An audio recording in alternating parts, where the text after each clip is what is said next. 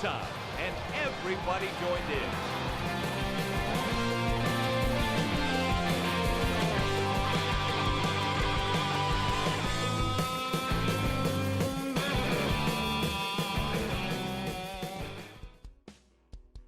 What's my definition of arena football?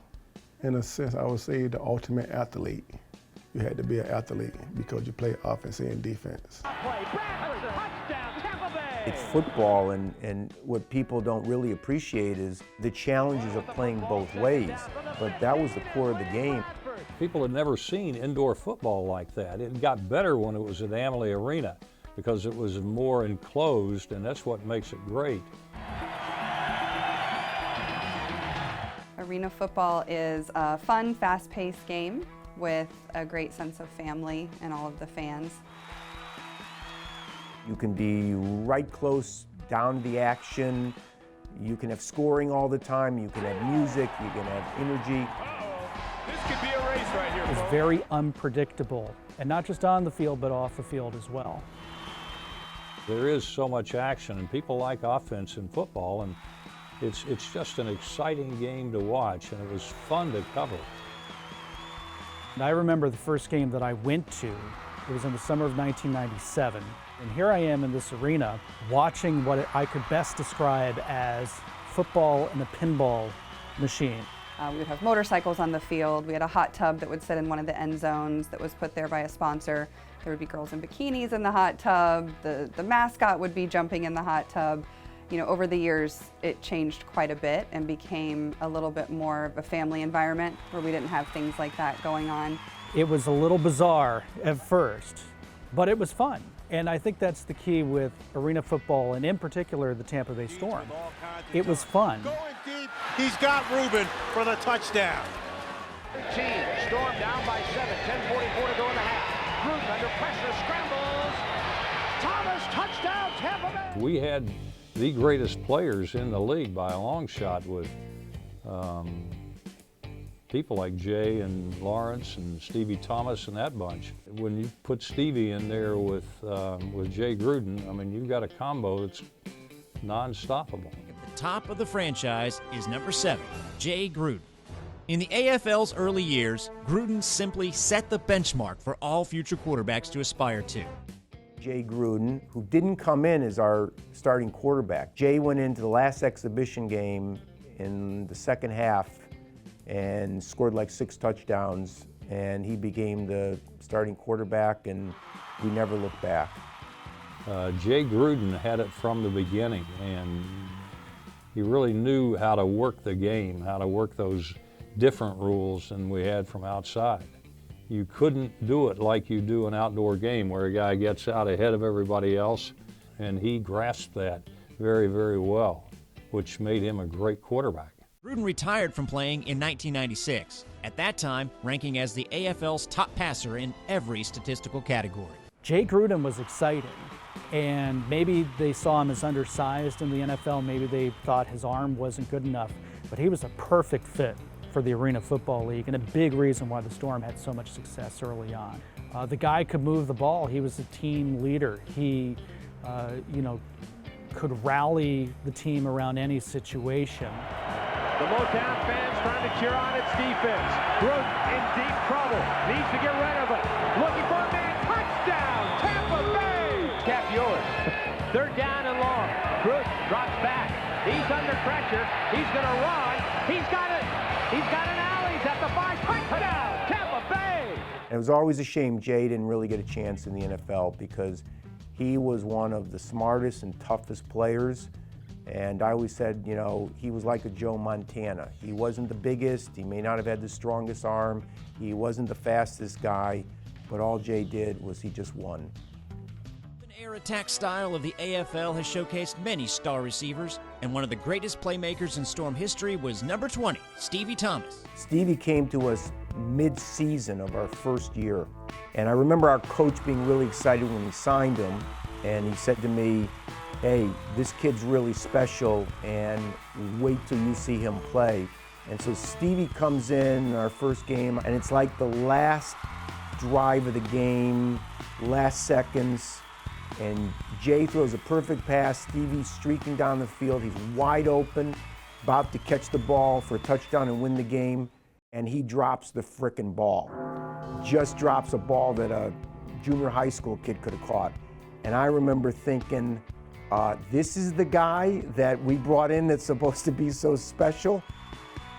Initially, my first ever practice, they kicked the ball off the net because the coach told me, hey, go down there and catch kicks. So he kicked the ball off the net, and I just followed it and watched it bounce off the net and let it hit the ground. He's like, what you doing? I said, oh, what am I supposed to do? Because I mean, it was new to me. I never, my first time experiencing the game. So at the same time, but once the guys helped me get acclimated to it, you know, it just ended up being a nice fit for me at the time. In the first couple of games, like I said, I really wasn't used to arena football. I was still trying to get used to it. But by the time we got into the playoffs, you know, I kind of, as athletes say, they catch their groove. And so by that time, I kind of like caught my groove of how the game's supposed to be played. If it had been up to me after dropping that first pass, we might not have kept Stevie Thomas, but I'm glad I wasn't involved in the football side of it. But he pretty soon stepped up and scored 4 touchdowns in our championship game, including the winning one in Detroit in '91. And he was a great guy, great player. When his playing days were done, he could have gone anywhere, he could have done anything, he could have tried to take whatever riches he did make off the Arena League and live the high life somewhere. He settled right here in the Bay Area and is still very active, not only in the law enforcement community, but also with youth sports as well. And that's what I take away from Stevie Thomas is, his on the field history speaks for itself. But I don't think a lot of people realize how much off the field he's done in the last certainly 8 or 10 years here in the Bay Area. Besides playing arena football, I also had another job where I was a police officer, currently working for the Pinellas County Sheriff's Department, which I've been there 18 years. So at the time I was playing arena football, I was working for St. Petersburg Police Department also. So I was doing both. I was doing practicing in the morning and going to work in the evening. I remember an incident when in St. Petersburg when they had a subject barricaded with weapons inside of a house. He had guns and stuff stacked at every window. He wasn't gonna come out. I guess they started trying to get information from family members, about his likes and dislikes and stuff like that. And he ended up being a Stevie Thomas fan, a big Tampa Bay Storm fan. So in the course of them negotiating with him, they offered him and said, well, you get a chance to meet me and stuff like that. And they actually called me from home, and I had to go there to the house where the guy was barricaded, and actually came out of the house and rode with me to the station. Again from the 14. Gruden under pressure again, going deep. He's got Thomas. Thomas, touchdown, Tampa Bay. First both ball close. Gruden on 3rd and 7. And it is complete to Thomas. Played about 9 seasons with the Tampa Bay Storm, and all was very rewarding. Had one heck of a career. Jay to Stevie was a great combination. They were special, and through those 4 years, without him, we wouldn't have won those championships. The league had actually begun in 1987 and had 3 prior years where there had been, different experiences throughout those years. Originally in 1990, when I first read about arena football and decided to join the league, I asked the league where would be a good place to go because I was living in New York at the time. They said go to Pittsburgh because it had done well there in the initial year. That didn't turn out to be the case for me. We did very, very poorly. So after 1 year, I was either going to fold it and really give up, or I thought I'll try it 1 more year, but I've got to relocate and go to another market.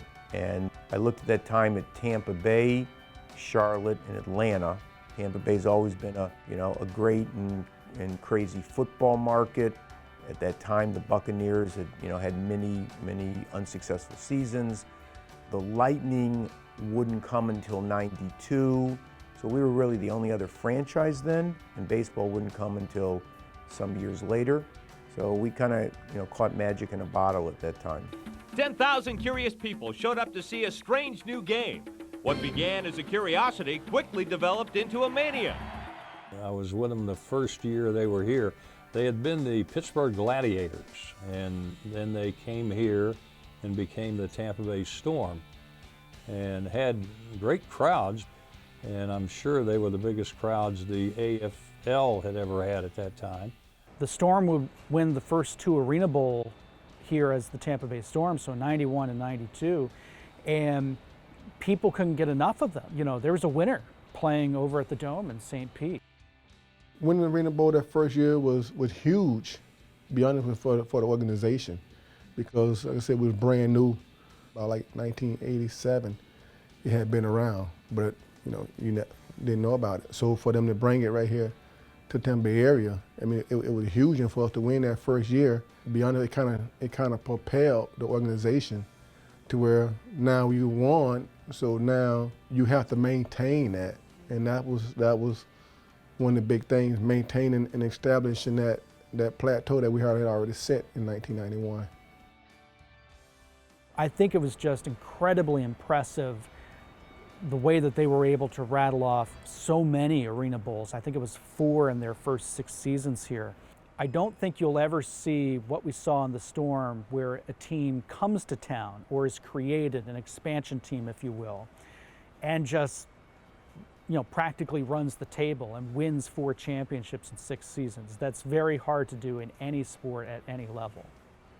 We were the most successful team by far in the Arena Football League. Being winners, having affordable tickets, being a great, fun atmosphere, people flocked to see that. And having won all of those Arena Bowls early on certainly set the tone, and I think in the long run actually gave the Storm longevity, because they had won 5 Arena Bowl championships after the 2003 season.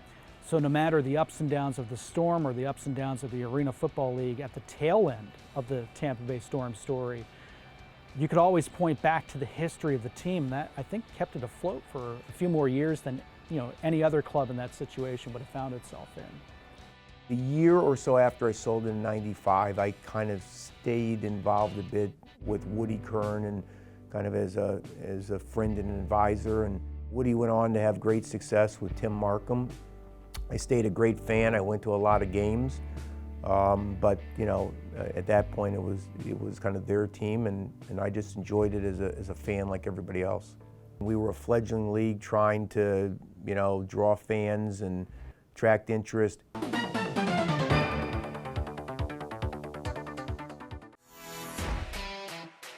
I think Zubaz was a fad, a fashion statement that came out in '92, and there were a lot of, I remember, other sports teams that were wearing Zubaz, not uniforms, but sweatpants and things like that. Nobody wanted to go so far, but they came to us and said, we'd make your uniforms if you'd wear them. We decided to do that at the league. The infamous Zubaz pants. Everyone in 1991 was wearing Zubaz, and many years later we regret that we did. We introduced the Zubaz uniforms, and I remember some of our owners going, we can't do that, that's going to really look embarrassing. And I said just the opposite.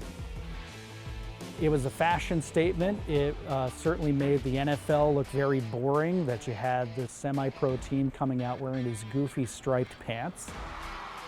We couldn't manufacture them after the '92 season. Zubaz wouldn't keep making them, which was really disappointing. But I remember in '93, at halftime of our game against the Miami Hooters, the coach, and I didn't even know this, the coach had decided that they were going to change uniforms at halftime from our regular uniforms back into the '92 Zubaz uniforms. And when they came out at halftime wearing these uniforms, we got the loudest, rousing ovation that I'd ever seen in 4 years. We had literally 20,000 people standing on their feet, screaming like crazy because we had brought back the Zubaz uniforms.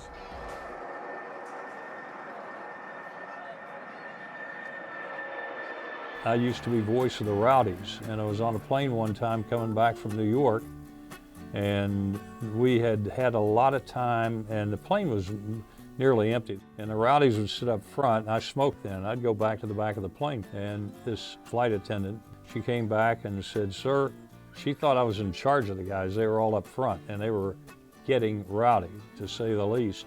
She said, "Sir, the pilot is getting upset with all the noise and everything, and says if they don't hold it down, he's going to land the plane in Baltimore and put them off." And so I went up and told Rodney Marsh, "Hey, they're going to stop in Baltimore and put us off the stinking plane. Hold it down, you guys." So they did, and we got home. Well, lo and behold, we're going from Indianapolis to Tampa with the Tampa Bay Storm. Same thing happened. Too many hours in the airport waiting to catch a plane at Indianapolis, and it was a one-stop flight to Tampa with a stop in Memphis. And this was a real crowded plane, but a lot of swearing and everything going on. And I was telling, "Hey guys, hold it down, for goodness sake. You know, this is ridiculous. You guys are out of control." And lo and behold, they did not hold it down. When we got to Memphis, police got on the plane, said, "All you guys with the Tampa Bay Storm, get off the plane. You're out of here." Well, I had a blanket over my Tampa Bay Storm shirt, so I held it up because I had to do my morning show the next morning, and they threw them off the plane in Memphis. So it finally happened to me, being with a sports team, getting thrown off a plane. But that was a Tim Markham team. Tim let them party pretty well. You know, come on. Hey, I ain't very dang smart. I was a gym teacher, right? Okay, but I think that's important. Friend. All right, always colorful, Tim Markham.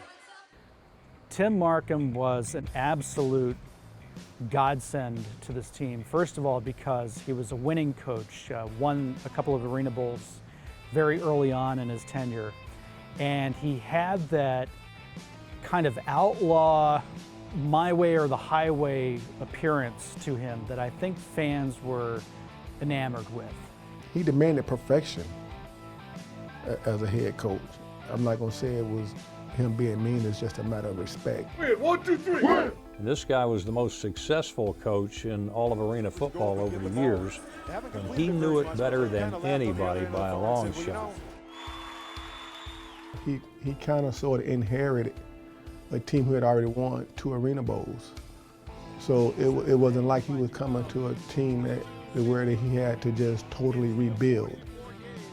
It just kind of propelled the team even to a bigger stage, where we ended up winning 2 Arena Bowls back to back, 95 and 96. The level of competition at that point among the whole entire league had elevated. So you had to maintain that, and if you couldn't, you weren't going to be there. Factoring the clock in at all here, you're just going to score it. You got to make positive yards, so that wouldn't do us any good. Tim Markham had a love-hate relationship with kickers. And I've always felt that if you could be a successful place kicker in the Arena Football League, you could make it in the NFL.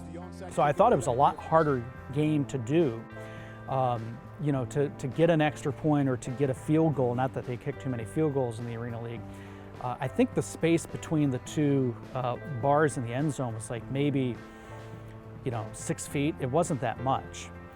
So kickers often missed kicks. Sometimes it cost the Storm games. And Tim Markham hated it when the Storm would lose a game because of a missed kick. So he went through kickers like the average person goes through socks. And there was a game, I believe it was in Fort Lauderdale or Miami, where a couple of crucial kicks were missed. And after the game, Coach Markham comes up to the kicker, who had family in town because the kicker's family was from the Tampa Bay area.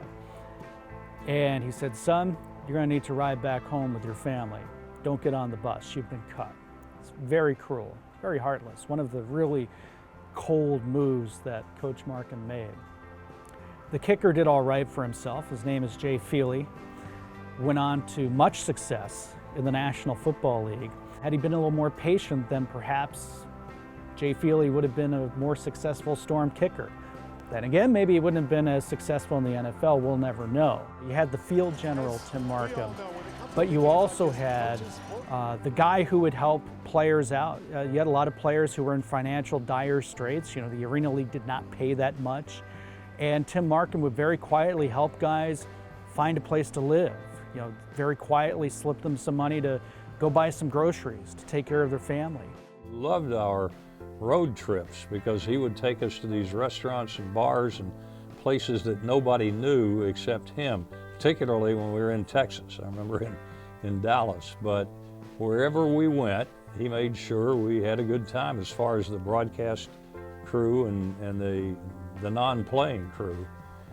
He made sure that we had a great time. After 15 years, I'm going to step down as head coach of the Tampa Bay Storm. The divorce between Tim Markham and the Storm was messy, to say the least. Here you have these very lurid, nasty details of a court case involving your star head coach. And Tim Markham had a winning track record, but at the same time, the organization had to look at, can we reasonably keep this man employed with this background story kind of hanging over him? And the last thing you wanted to do was go to visiting cities and be taunted by fans with all these really bizarre details from the story hanging out there. I know Tim Markham took it the hardest. It marred his legacy, and a lot of teams wouldn't take that chance. And I think that, coupled with his declining health, it made it a rough final few years for him. And I know it was difficult for his family as well, and difficult for longtime Storm fans. And the team was never able to really find a consistent, successful head coach afterwards. It was very difficult in a number of ways, and something I don't think the team was ever able to fully recover from. Likewise, Coach Markham couldn't either. One thing I want to make sure that everyone understands, we're having a great time tonight, but you don't see any conference championship flags up there, do you? No, because you know what? We're not satisfied with any conference championships. That's what we want right there. One more of those. You hoped he would get a chance somewhere because you knew it just killed him, that he couldn't be coaching any kind of football anywhere. He passed away several years ago, and I was a speaker at his funeral, and it's just, he was a remarkable individual. I mean, had he been an outdoor coach and done as well as he did indoors, he would have won several Super Bowls. I mean, he was the best by a long shot.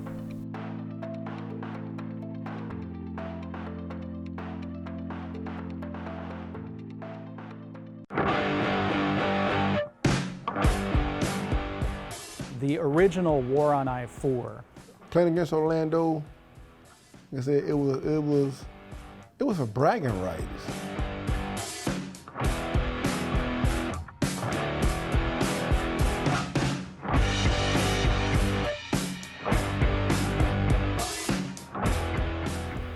It was just something that was more important than winning the Arena Bowl.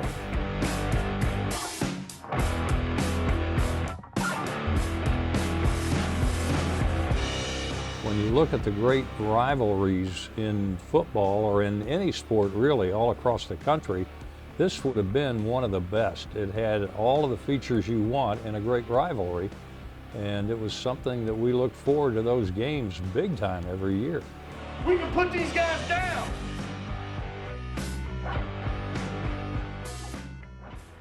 The rivalry with Orlando got very personal for not only the fans of the area, because there's always been this very cautious dislike between Tampa Bay and Orlando, but both teams were Arena Bowl contenders year after year after year. Sometimes they met in the Arena Bowl, and it was a very playful, albeit fierce rivalry.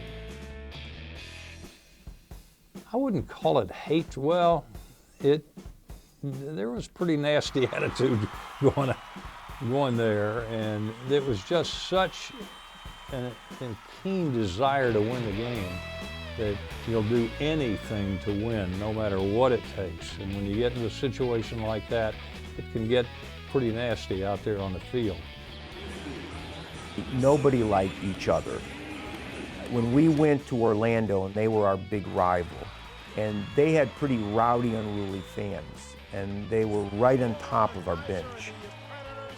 Well, it was a bad broadcast situation because rather than being up in a press box, they put us at the top of the first tier of seats at a table there, and the public was walking right behind you. And that could get nasty. And so I went back and I went on all the stations when Orlando was going to come and play us here. And I remember I did go on with kind of like a WWE wrestling shtick, you know, about they called our women names, they spit on our players, they did this and that, we need you here. And Orlando responded in kind as well. They sent over 20 buses of their fans, and our fans came out in mass, and we ended up having well over 20,000 people. And of course, we had great crowds for every game, but Orlando games were special, and that crowd would swell by at least a third or half, and because everybody got involved in it. The pitch to Perkins, a beautiful block by Bowden, and that is a touchdown, Tampa Bay. The Storm in the community, I think, is one of the most underappreciated aspects of what the Storm did. Not only did they do the usual athlete things of doing hospital visits or doing autograph signings at certain places, but a lot of Storm players knew the community. They knew how important football and athletics in general was to local students. So we set up a program after our first season. It was called Touchdown Tampa Bay, and I brought the players down here a week early. And so we had 20 players, and our goal was for each player to visit 2 schools a day. We'd cover 40 schools a day, and over the course of the whole week, we'd cover 200 schools. That covered pretty much every Hillsborough County elementary, middle, and high school. And we sent the players out there, and the message was really interesting because, they weren't the NFL players. So they weren't the ones walking in saying, I'm making $1 million or $5 million a year and blah, blah, blah. They were the ones in some ways that said, I didn't quite get there. And so that's why I'm telling you how important your education really is, because only a very few are going to make it to the NFL. Your education's important, and all the other important messages about staying off drugs and things like that. So we would speak over the course of that week to 150, 200,000 kids. And then we would give the schools tickets for our exhibition game. People loved it, and most kids never have the opportunity to meet a professional athlete, whether it was the Arena League or the NFL, so it was just as meaningful. It allowed us to be more involved in the community stuff because we visited schools, we did all kind of stuff. When they would do these school visits, it was important to a lot of these players because they knew how important their upbringing was to their success on and off the football field, and they needed to give that back to the local students. We're all trying to help young kids, whether it's our own children or other children. In the end of the day, making a difference in people's lives is the most important thing for all of us. Community outreach was different for the football players and the cheerleaders. As cheerleaders, we usually tried to focus on girls. So we would do events that revolved around kids, or especially little girls, and empowerment. Every year we tried to pick an organization that we really wanted to reach out to, and mostly involving children. We worked with the Girl Scouts one year. We worked with the YMCA as well. We would put on dance clinics. We would attend charity walks. We worked with the Shriners one year, and we would go and do arts and crafts weekly with the kids in the hospital. We certainly tried to make our mark. I know I did with my girls, and I know that management did with the players. We tried to be a positive thing for Tampa Bay.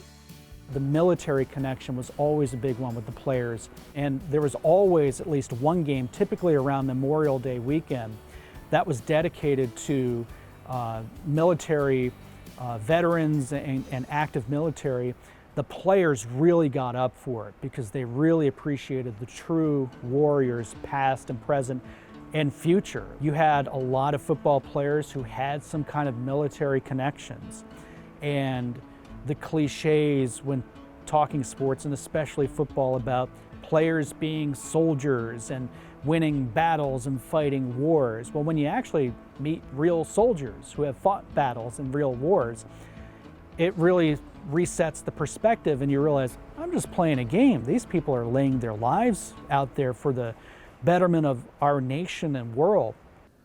So did the community support Tampa Bay Storm to the highest level? I think they did. And did the Tampa Bay Storm do the community right? I say yes, they did. I say yes, they did. When the announcement was made in the winter of 2017 that the Storm would be put on hiatus, basically, I can't say I'm totally shocked. I think the timing of the announcement was a little odd because the Arena Football League was going through another round of changes, franchises coming and going. And it was just a shame, really, that it got killed because it was so successful in the Tampa Bay area. I think it's appropriate that for a team that really set the tone for football in Tampa Bay for much of the 1990s, but also became the model franchise for the Arena Football League for many, many years. We were the very best in the league over, the period of maybe 18, 19 years.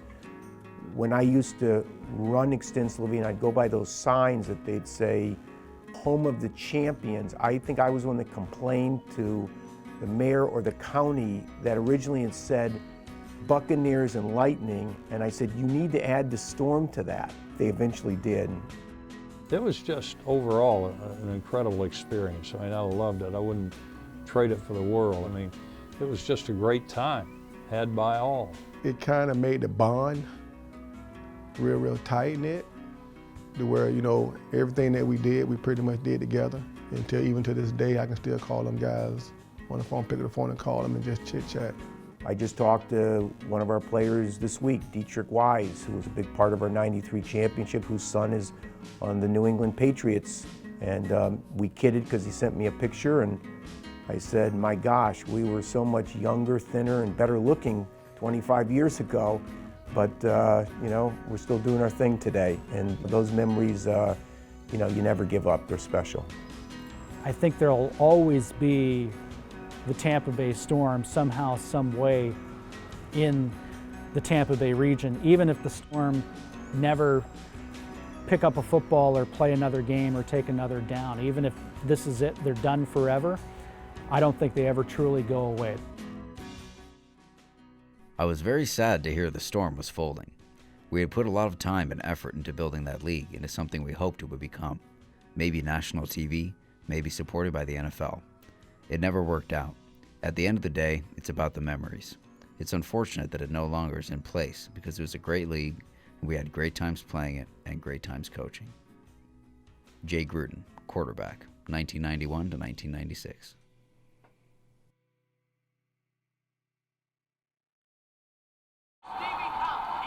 Oh, yeah. Yeah, they weren't ready then. Detroit wasn't ready for that. Yeah, that was, yeah. That's it right there. Look at that, they give me chip bumps. Y'all give me chip bumps, show me all that stuff. That ball agree. Oh, man, look at that, gave me chip bumps. Y'all kind of woke me up. Y'all kind of made me come out of retirement off of that.